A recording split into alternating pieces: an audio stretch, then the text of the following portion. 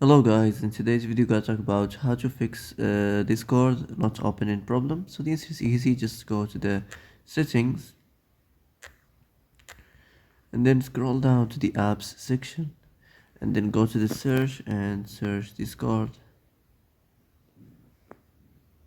and next go to the storage, and here you will find this clear cache option. Click on it. Now you can go check it if it worked, and if it didn't you can try to restart your phone or turn the Wi-Fi off and on, or the Bluetooth or the airplane mode.